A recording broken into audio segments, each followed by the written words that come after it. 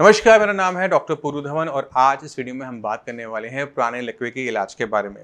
अक्सर बहुत सारे डाउट्स होते हैं पेशेंट को लेकर कि अगर हमारा लकवा बहुत पुराना हो चुका है तो हम ठीक नहीं हो सकते हैं। 7-8 साल हो गए, हम रिकवर कैसे हो सकते हैं, हिम्मत हार जाते हैं। तो उसको समझने के लिए हमें थोड़ा-सा पैरालिसिस को और डीप तरीके से समझना पड़ेगा। उसकी अच्छी और बुरी बातों को हमें बारे में पता होगा, तो उस पे काम करना बहुत आसान हो जाता है। तो शुरुआत करते हैं सबसे पहले टाइम से, क्योंकि टाइम एक बहुत बड़ा फैक्टर है जिस पे डिपेंड करता है कि हमारी रिकवरी स्पीड क्या होगी। तो अगर आपको पैरालिसिस आज की डेट में होता है तो पहले जो 6 महीने होते हैं वो एक गोल्डन पीरियड की तरह होते हैं। इसमें रिकवरी बहुत फास्ट होती है। इसको समझना बहुत मुश्किल नहीं है। आप इस तरह से मानो कि आपकी स्किन पर एक घाव लगा, तो आपको पता है कि घाव जितना छोटा होगा उतनी जल्दी वो भर जाएगा। अगर मुझे एक सिंगल कट लगा है तो क्या होगा, वो 2-4 दिन में भर जाएगा। अगर बड़ा घाव बन जाएगा तो क्या होगा, उसे टाइम भरने में थोड़ा सा ज़्यादा लगेगा। मगर अगले 6 महीने के अंदर हर कीमत के अंदर ये जो घाव है ये भर जाएगा। सेम चीज़ आपके ब्रेन के साथ होती है। जब आपको पैरालिसिस का अटैक होता है तो ब्रेन के अंदर जो नुकसान हुआ है वो पहले 6 महीने में अपने आप भरने की कोशिश करता है। तो ये जो पहले 6 महीने होते हैं ये इंपॉर्टेंट होते हैं। तो इसमें आपके लिए सही एक्सरसाइज का होना, सही डाइट का होना बहुत ज़रूरी होता है। क्योंकि अगर आपने ये उठने की हिम्मत नहीं की, चलने की हिम्मत नहीं की, अपने हाथ चलाने की हिम्मत नहीं की, आप सोच रहे हो कि ये अपने आप ठीक हो जाएगा, ऐसा किसी भी कीमत में नहीं होने वाला। तो अगर आपको अभी 6 महीने नहीं हुए तो आज से ही इस वीडियो को देखने के बाद चलना, उठना, बैठना, खाना पीना, कोशिश करना शुरू करो, क्योंकि आपकी कोशिश ही इन्हीं 6 महीने में रंग लेकर आने वाली हैं। अगर ये 6 महीने बीत जाते हैं उसके बाद आपकी जितनी भी कोशिशें हैं ना, सारी की सारी आपको फेल होती हुई नजर आएंगी। अगर इस 6 महीने के बाद आपकी रिकवरी पूरी नहीं हुई है और कुछ रह जाता है, जैसे आप चल नहीं पा रहे, बोल नहीं पा रहे, हाथ नहीं चला पा रहे, तो यहाँ से रिकवरी करवाना मुश्किल हो जाता है। अब जिन पेशेंट में 6 महीने से ज़्यादा हो चुके हैं, उनकी रिकवरी नहीं हुई है, हाथ नहीं चल रहा, पैर नहीं चल रहा, उनको अपनी बॉडी पे थोड़ा-सा और काम करना चाहिए, अपने ब्रेन पे थोड़ा-सा काम करना चाहिए। सही एक्सरसाइज, सही डाइट और सही टाइप का ट्रीटमेंट, मेडिसिन्स एक पेशेंट को दोबारा से चलने लायक बना सकती हैं। इसको मैं आपको वीडियो के एंड में दिखाऊँगा भी सही। अब चलते हैं दूसरे फैक्टर के ऊपर जिस पे डिपेंड होता है कि रिकवरी कितनी फास्ट होगी और कितनी स्लो होगी, और वो है आपकी एज। अगर एक पेशेंट जो 20 साल का, 25 साल का, 30 साल का है, उसे पैरालिसिस की दिक्कत होती है तो उसमें रिकवरी बहुत फास्ट हो जाती है। क्यों? क्योंकि उसका ब्रेन 30 साल पुराना ही है सिर्फ। मगर एक पेशेंट जिसकी उम्र 60 है, 70 है, वहाँ पर रिकवरी करना मुश्किल होता है, क्योंकि ब्रेन का जो टिश्यू है वो 70 ईयर्स पुराना है। तो जैसे-जैसे हमारा ब्रेन बूढ़ा होता चला जाता है, वो अपनी चीज़ों को याद रखने की काबिलियत खोता चला जाता है। हमारी बॉडी की घाव को भरने की क्षमता भी डाउन होती चली जाती है। तो बहुत सारे चेंजेस आते हैं जब हमारी उम्र बढ़नी शुरू होती है। तो एज एक सबसे बड़ा बैरियर होता है जहाँ पर रिकवरी मुश्किल हो जाती है। मगर ऐसा नहीं है कि रिकवरी नहीं होती। आपकी एज 60 हो सकती है, 70 हो सकती है, कुछ भी आपकी एज हो सकती है। मगर अगर आप अपने पे काम करते हैं सही तरीके से तो आपको अपने अंदर चेंजेस देखने को मिलेंगे। अब वो चेंजेस क्या लाने हैं, आपको अपने अंदर क्या करना है, कौन सी एक्सरसाइज करनी है, इसको भी इस वीडियो के अंदर हम कवर करेंगे। अब अगर आपका पैरालिसिस पुराना हो चुका है, मान लो कि 7 साल हो चुके हैं, तो ऐसे केसेस में हमें क्या करना चाहिए? 7 साल पुराने केसेस में, 10 साल पुराने केसेस के अंदर हमारा जो ट्रीटमेंट होता है वो बहुत सिंपल सा है, बहुत आराम से समझने वाली बात है। आपके ब्रेन के अंदर नुकसान हुआ था, एक हिस्से को नुकसान पहुंचा था।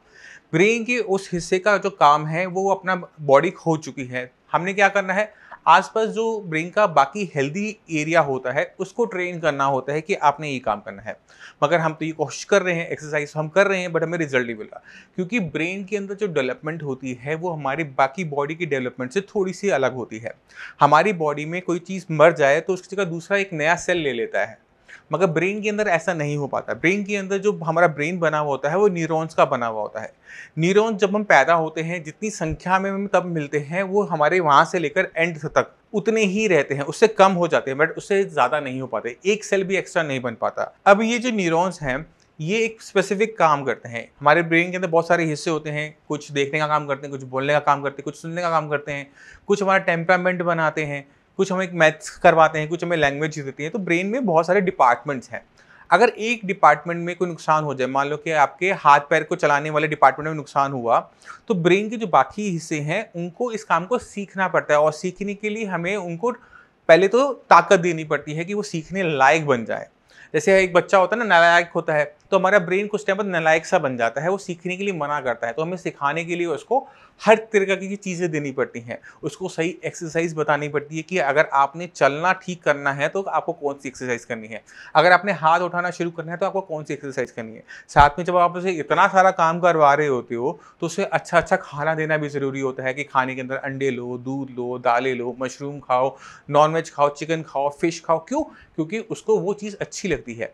जैसे आप अगर एक्सरसाइज कर आएंगे तो आपको मीठा बहुत अच्छा लगता है, ग्लूकोज बहुत अच्छा लगता है। क्यों? क्योंकि आपको बहुत तेजी से वो राहत दे रहा होता है। इसी तरह से हमारा ब्रेन जब कोई एक्सरसाइज हम कर रहे हैं, थक रहा है, काम कर रहा है, थक रहा है, तो उसको सही तरीके से खाना पीना देना भी ज़रूरी है और उस खाने पीने के अंदर सही तरीके से विटामिन एंड मिनरल्स का होना ज़रूरी है, क्योंकि ब्रेन ने अपने आप को ठीक करने की कोशिश करनी है। अब ब्रेन में जो हीलिंग प्रोसेस होता है वो न्यूरोप्लास्टिसिटी कहलाता है। न्यूरोप्लास्टिसिटी एक ऐसा मैकेनिज्म है जिसमें हमारा ब्रेन बन पाता है। अगर आप मेरी बात सुन पा रहे हैं, देख पा रहे हैं, समझ पा रहे हैं, तो कुछ साल पहले जब आप बहुत छोटे थे तो आपका ब्रेन इस लायक नहीं था। क्यों नहीं था? क्योंकि ब्रेन डेवलप नहीं था। तो ब्रेन में डेवलपमेंट जो होती है वो हमें बढ़ाते रहना पड़ता है, मगर जैसे जैसे हमारी एज बढ़ती है हमारे ब्रेन की जो डेवलपमेंट पावर है वो कहीं ना कहीं रुक जाती है। हमारा जो ब्रेन है वो कहीं ना कहीं रुकना, स्लो डाउन होना शुरू हो जाता है, सीखता रहता है, एंड तक सीखता रहता है, मगर कम स्पीड के साथ। तो हमें इस स्पीड को फास्ट करना होता है, क्योंकि जितनी अच्छी तरीके से हमारा ब्रेन चीज़ों को सीखेगा उतनी तेज़ी से हमारी रिकवरी होगी। अब ब्रेन के अंदर जो लर्निंग प्रोसेस के लिए डेवलपमेंट होती है उसे हम न्यूरोप्लास्टिसिटी कहते हैं। अब ये जो न्यूरोप्लास्टिसिटी है इसको इस वीडियो में समझाना थोड़ा सा मुश्किल हो जाता है। तो न्यूरोप्लास्टिसिटी पे क्या है, क्या चीज़ है, कैसे वो काम करती है एक पैरालिसिस पेशेंट में, इसके लिए मैं आपको पूरी की पूरी वीडियो देख के जा रहा हूँ। इस वीडियो के एंड में उस पर जाकर आप पूरा का पूरा देख सकते हैं कि न्यूरोप्लास्टिसिटी से मैं अपने पैरालिसिस को कैसे ठीक कर सकता हूँ। मगर रास्ता सिर्फ यही है कि हम न्यूरोप्लास्टिसिटी को स्टार्ट करें ब्रेन के अंदर, सही डाइट लें, सही एक्सरसाइज करें।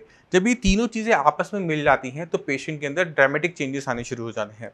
अब आप देखिए कुछ पैरालिसिस पेशेंट को। नमस्कार, मेरा नाम है डॉक्टर पुरु धवन और आज हमारे पास एक पेशेंट ऐसे हैं जिनको क्लॉट आया था राइट साइड में, राइट साइड ब्रेन में क्लॉट आने की वजह से इनका left side of body paralyse हो गया था।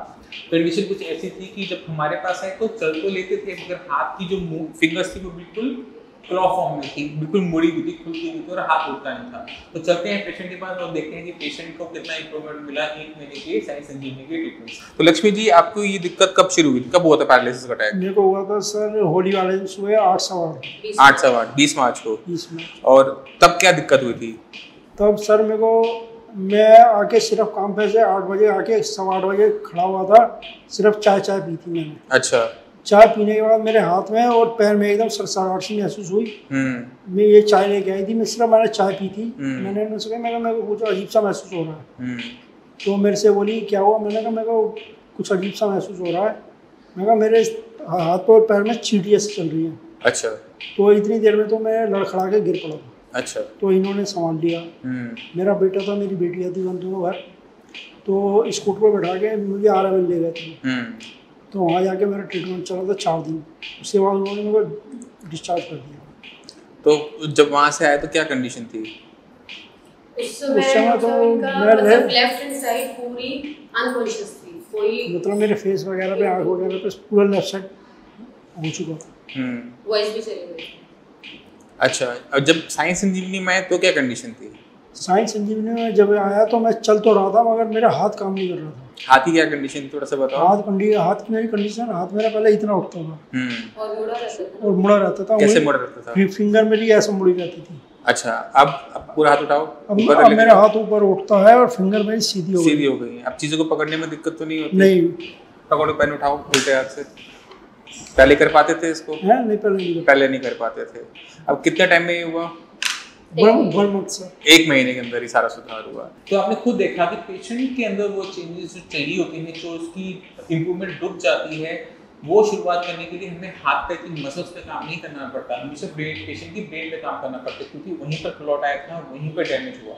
जब तक हम ब्रेन पे काम नहीं करते पेशेंट के हाथ पैर में कभी भी पावर नहीं आती। जो रुकी हुई इंप्रूवमेंट थी, जो रुक गई थी, जो हाथ में मूवमेंट नहीं थी, उंगलियां मोड़ी गई थी, वो सिर्फ 1 मंथ के ट्रीटमेंट में पेशेंट की कंडीशन कुछ ऑलमोस्ट नॉर्मलाइज हो गई है। अभी 1 महीना हुआ है, अभी हम थोड़ा सा और आगे चलेंगे, 2-3 महीने का कोर्स करेंगे, उसके बाद मुझे नहीं लगता कि आपको और ट्रीटमेंट लेने की जरूरत पड़ेगी। डॉक्टर साहब मुझे कोई दिक्कत नहीं है, 6 महीने की दवाई खा लूंगा मगर मुझे सही होना है। अच्छा, ठीक है। चलिए, इतना लंबा तो नहीं जाएगा आपका, क्योंकि काफ़ी अच्छी इंप्रूवमेंट हो चुकी है। जितनी इंप्रूवमेंट इस महीने आई है इतनी अगले महीने आ जाएगी, तो आप ऑलमोस्ट हो चुके होगे। अभी सुनने में आया आप बाइक से आए हो, बाइक चला कर आए हो। पिछले महीने बाइक चलाते थे? नहीं चलाता, नहीं बेटे के साथ में। बेटा मेरा कितने टाइम के बाद आपने बाइक चलाई है? 4 महीने बाद। ठीक है। इनमें बहुत तेजी से बहुत अच्छी इंप्रूवमेंट आने का एक रीज़न ये भी है कि इनकी जो डैमेज हुआ था उसको भी बहुत ज़्यादा टाइम नहीं हुआ था। अगर ये पेशेंट 6 मंथ के बाद आता तो उसमें इंप्रूवमेंट धीरे धीरे होती, क्योंकि ये अपने उस टाइम के अंदर है जब ब्रेन के अंदर डेवलपमेंट हो रही होती है। तो ज़रा सा भी हम उसको पुश करते हैं तो वो तेज़ी से इंप्रूवमेंट दिखा देता है। तो आपने खुद देखा कि जब हम सही तरीके से तीनों चीज़ों को मिलाते हैं तो पेशेंट के अंदर जो रिकवरी है वो पहले ही 2 महीने में, दूसरे महीने में दिखनी शुरू हो जाती है। तो हम ये नहीं कहते किसी भी पेशेंट को कि आपने बहुत लंबा इंतज़ार करना है। अगर आपकी बॉडी के लिए कोई भी चीज़ अच्छी हो रही है तो उसके जो चेंजेस हैं आपको अपनी बॉडी में पहले ही महीने, दूसरे महीने में दिखने शुरू हो जाएंगे। अगर किसी भी ट्रीटमेंट से, मेरे नहीं किसी के भी ट्रीटमेंट से पहले 2 महीने में अगर आप अपनी बॉडी के अंदर चेंजेस देखने को ना मिले कि आपकी आवाज़ साफ नहीं हो पा रही है, आपका हाथ नहीं चल पा रहा, आपका पैर नहीं चल पा रहा, तो वो ट्रीटमेंट आपके लिए सही नहीं होता। उसे आप 10 साल भी करेंगे तो भी आपको चेंजेस नज़र नहीं आएंगे। तो आपको समझना है कि आपका लकवा हो सकता है कि बहुत पुराना हो गया, बट वहाँ पे घबराने की ज़रूरत नहीं होती। ब्रेन के पास क्षमता हमेशा होती है कि वो अपने अंदर बदलाव कर कर आपको दोबारा से काम करने लायक बना सके। ज़रूरत होती है इन तीनों चीज़ों को आपस में मिलने की। पहली है न्यूरोप्लास्टिसिटी का ऑन होना, दूसरा है आपकी डाइट और तीसरा है सही एक्सरसाइज। रैंडम एक्सरसाइज कभी भी फायदेमंद नहीं होती पैरालिसिस पेशेंट में। तो तीनों टॉपिक पे जो इंपॉर्टेंट वीडियो है जो मुझे लगती है मैं इस वीडियो के एंड पे दे रहा हूँ। आप एक एक करके सारी देखेंगे तो बहुत क्लियर कट आइडिया मिल जाएगा कि आपने अपने अंदर रिकवरी किस तरह से लेकर आनी है।